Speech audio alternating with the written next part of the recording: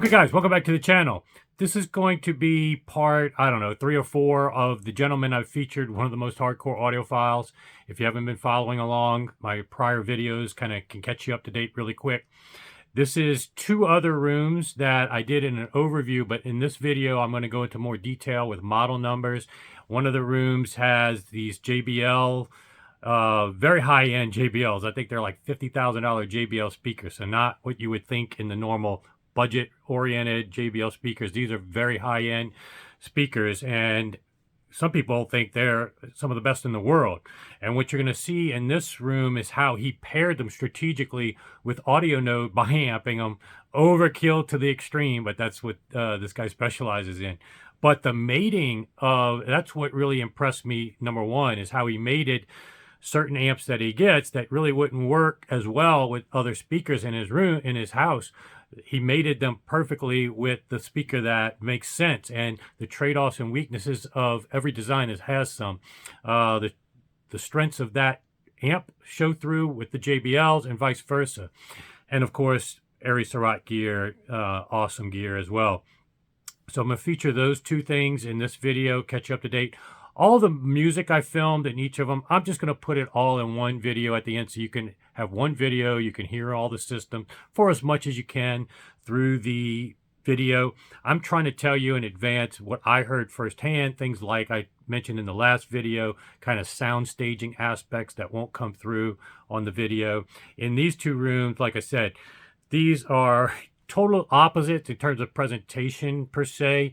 JBL is more of your compression driver, a little lower to the floor, so the sound stage, as I've talked to before, sometimes those speakers don't reach floor to ceiling in terms of immersiveness and give you that grand floor to ceiling sound stage and great width and as well sometimes, but super dynamic, precise, low distortion.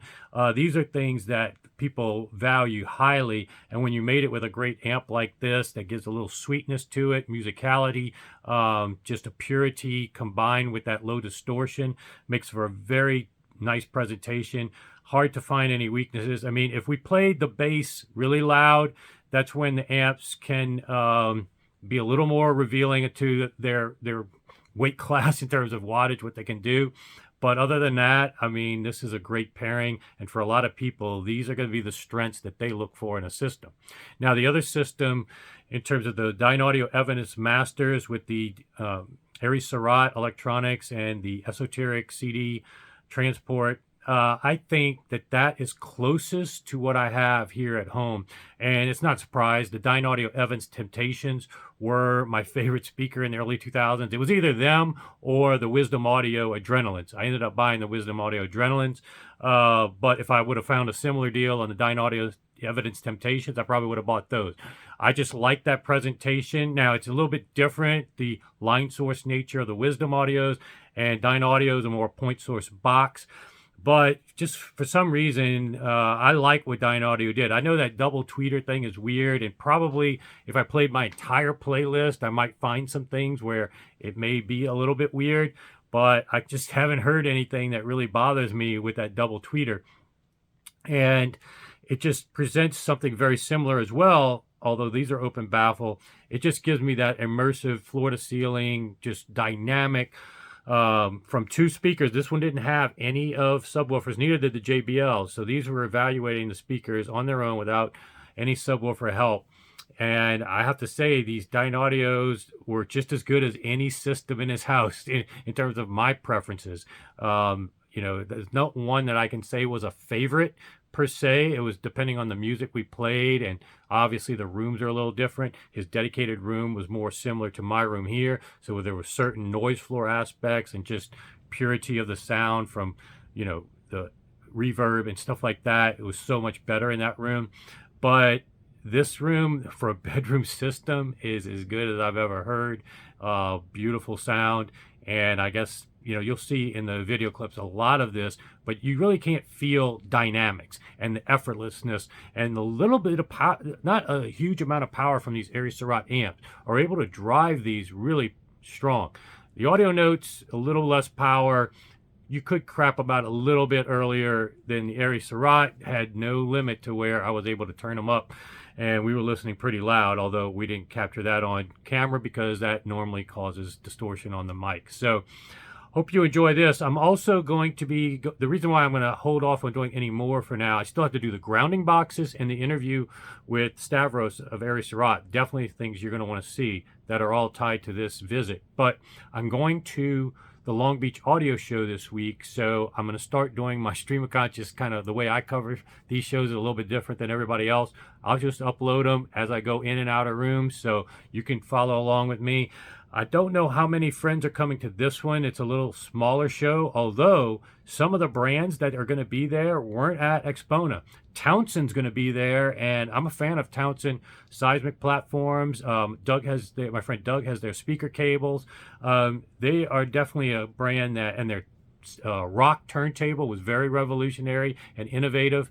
They're a company that likes to do things different, and I like that about them. I'm interested to see what they've come out with. Unfortunately, Max Townsend recently died, so it's going to be interesting to get to know them and see where they're going with their product line and some other brands that weren't at Expona. So those are the type things I like to feature: the Mure Audios, the Linkwits, the Keys, MBLs, people that do things different. Aries Cerat, people that are bringing things different to the table and trying to advance the industry versus just, putting a fancy amplifier case together or a rectangular box speaker. There's all great ones like that, and I'm going to be featuring some of those. But, I like to bring attention to some of these that are a little more unique. So stay tuned for that. Sign up, subscribe if you haven't already, and I'll see you back here soon.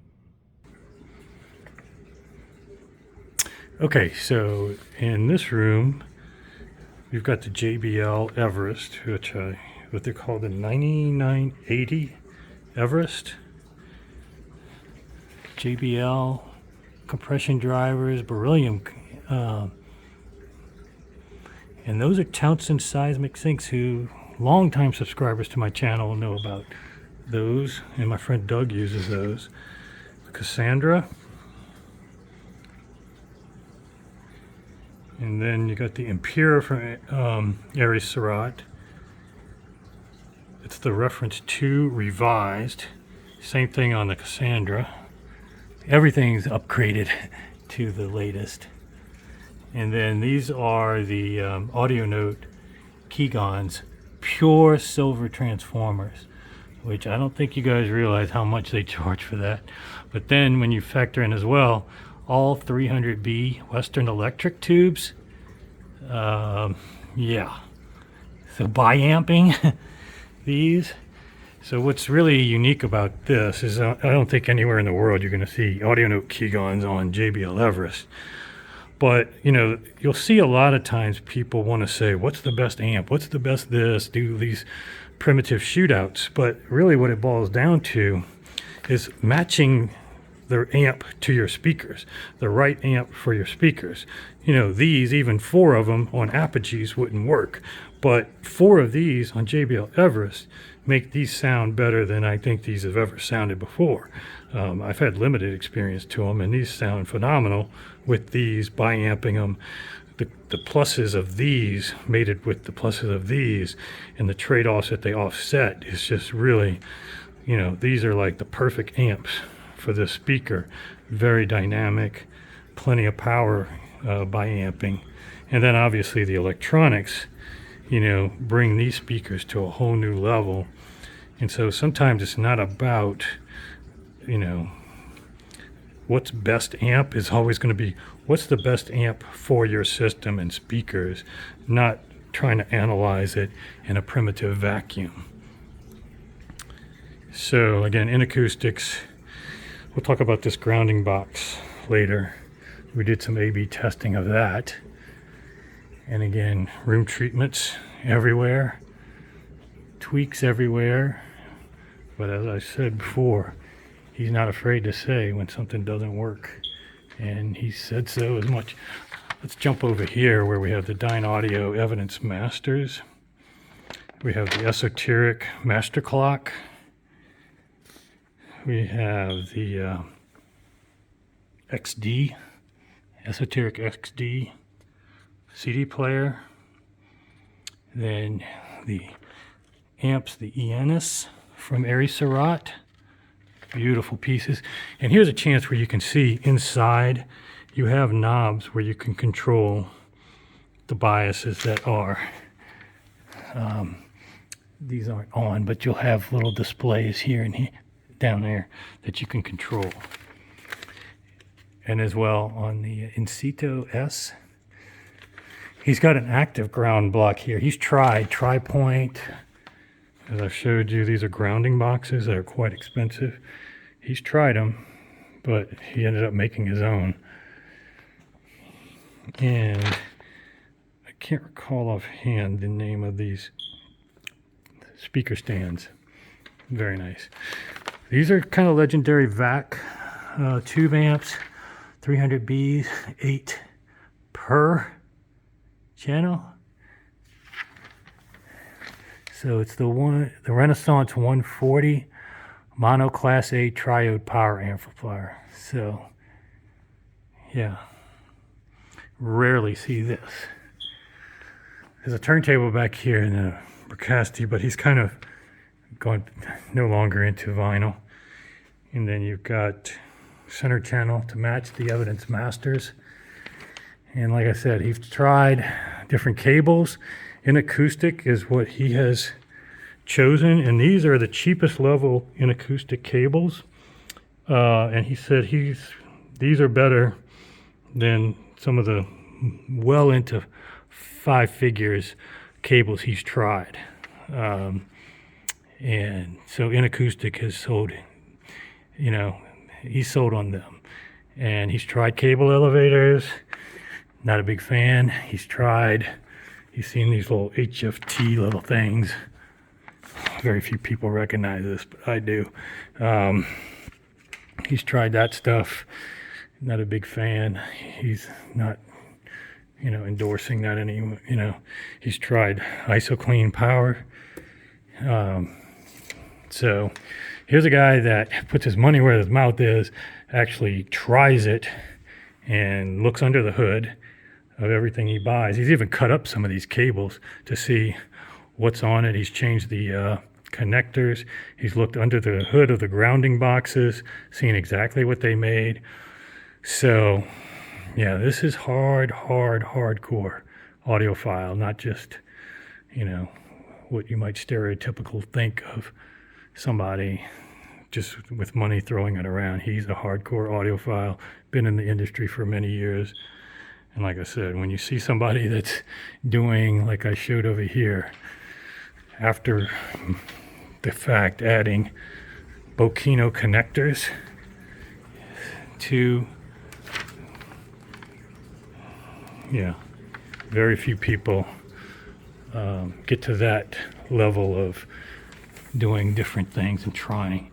So, and the stuff he's owned in the past in these rooms is a laundry list, from Acapella to Avant-Garde to Magico to you name a brand, and he's pretty much owned it. But we've been talking about a few brands that, he asked me what's out there that I've heard, and so we'll keep that a secret, see if he ends up adding some of those pieces soon. But yeah, you name it, even what you've seen today isn't all that he's owned, nowhere near. And then he's got 2 other systems for his kids. One is Art Audio and von Schweikert, and the other one is Macintosh and B&W. So I think that sums up most of it. Maybe I'll do a little bit on his grounding box next. Okay guys, just want to show you, there's a lot of brands out there that are cost no object brands, and quite frankly, a lot of the cost is in the chassis. Beautiful chassis, much like Aries Cerat. And my first impression many years ago when I saw him, and I thought, oh, it was just another one of these ones. Same design, fancy box, not going to be nothing innovative inside. Well, I couldn't have been more wrong as I've gotten more attention, paid more attention to it, heard them. They really cover all the bases in terms of checkbox, legit.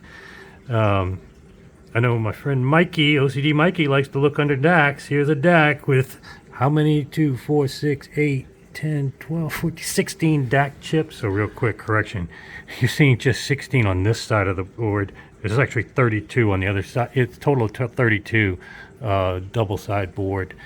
And the other fascinating thing with all the Aries Cerat pieces is the ability to these knobs to adjust the bias. And again, you're going to want to have some experience to do these things.